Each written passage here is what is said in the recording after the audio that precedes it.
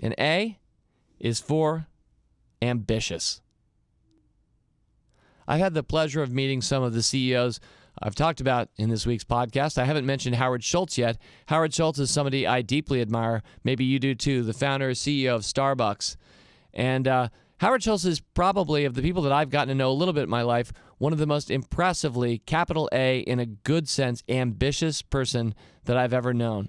And to see Starbucks today with a market cap right around $80 to $90 billion is just an incredible demonstration of stick-to-itiveness and ambitious vision over now 3+ decades. I remember when Starbucks came public in the early 1990s, and the big knock on Starbucks at the time, do you remember this? If you were around, do you remember this? It was, isn't this just a fad? Coffee houses? This one's going to go cold sometime soon. Where's the big history of coffee house success in the United States of America? It's a big fad. Starbucks is riding the wave here, but it's not going to persist.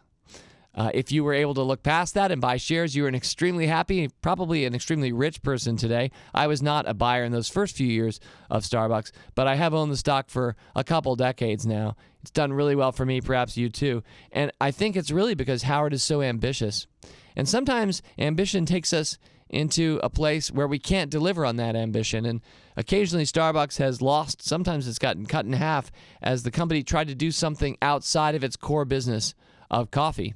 At one point in the late 1990s, Starbucks was trying to be kind of an internet portal, maybe even a place you might find your news, and you could kind of see it because, hey, looking over your newspaper with your morning coffee, you could kind of see that doing that online. It didn't really work out well for Starbucks, and the company has made some missteps over the years. It's human. So am I, and so are you.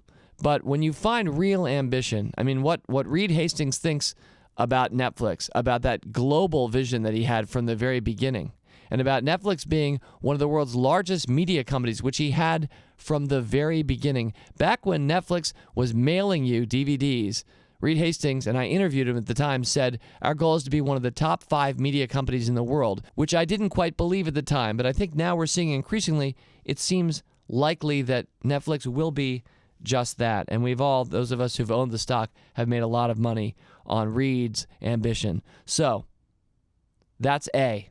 Ambition. It can cut both ways, and a lot of these can, but when you see that attribute in the CEO or the management team, that's also, to me, a real net positive. So there we have it, Yoda.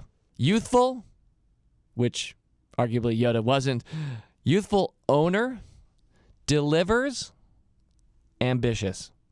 When you can find all 4 of those traits in someone, I think you have the best entrepreneurs, not just of this era, but of any era. And you want to be invested in them. But if you can only find one of those, that's fine too, because each of those, to me, is really promising as I assess management teams. As always, people on this program may have interest in the stocks they talk about, and the Motley Fool may have formal recommendations for or against. So don't buy or sell stocks based solely on what you hear. Learn more about rule breaker investing at rbi.fool.com.